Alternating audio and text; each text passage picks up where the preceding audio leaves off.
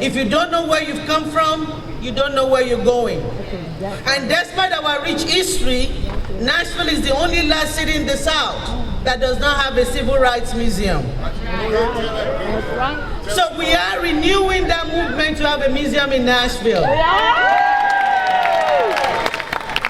Last year, the council voted in the budget to have a study.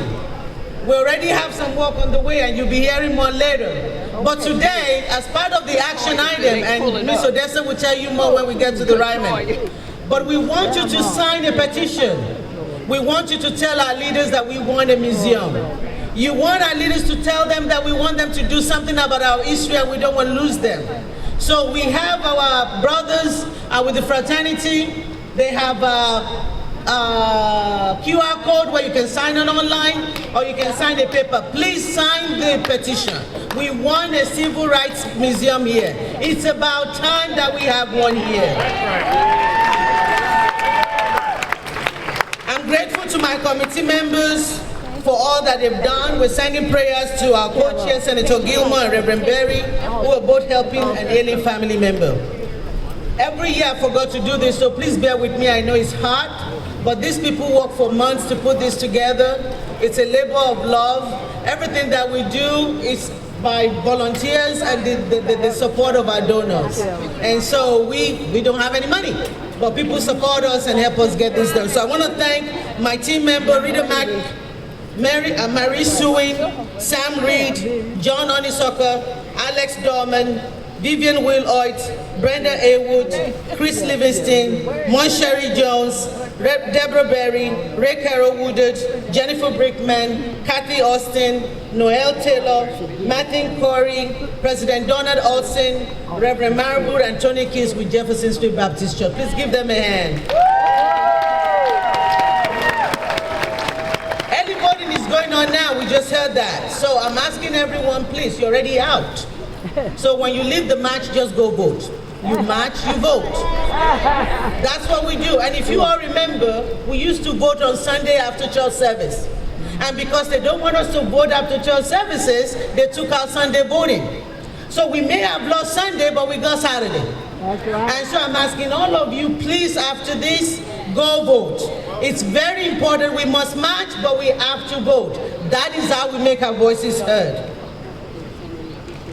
There's so many organizations here that are registry folks. Equity Alliance is here, Indivisible Nashville, NAACP. Please see one of them and get information about voting. I want to thank all of our sponsors. We cannot do this without Old Town Trolley, LL Transport Services for the golf carts, the Stratford High School Band, everybody. Like I said, everything that you see now is people just donating, just giving it to us, and I'm so grateful to all of them.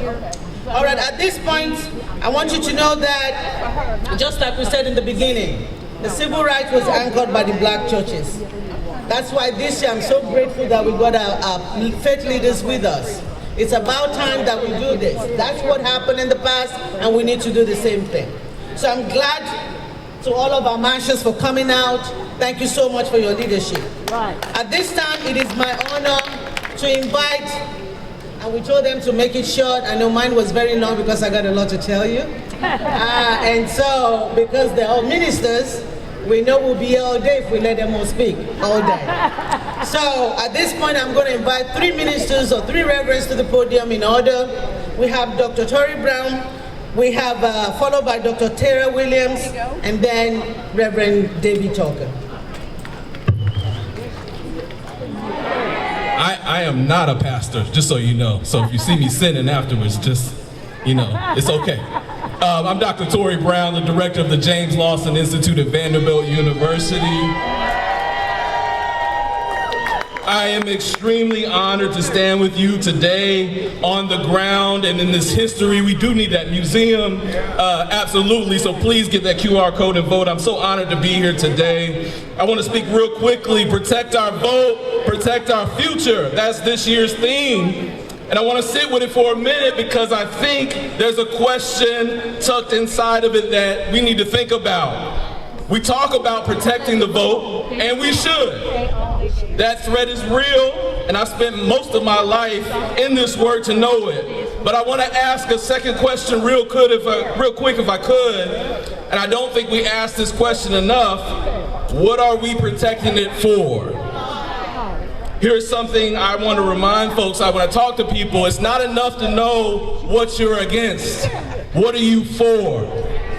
Right? We know what we're against. We see it all around us every day. You know you're against the racism, the inequality, the injustice, but what are you actually for? Protest can be for something. At best, it's always been in every march, every boycott, every sit-in, carried a picture of the world on the other side of it. But somewhere along the way, a lot of our protest work has narrowed down just to no. Stop the bill, block the policy, defeat the candidate. That matters, for sure. It definitely matters. But if all we practice is no, we get good at stopping things and we get bad at building things. Somebody has to do the hard work of building. And that work doesn't end on the election night. It doesn't start with the early voting. It is a day in and day out process.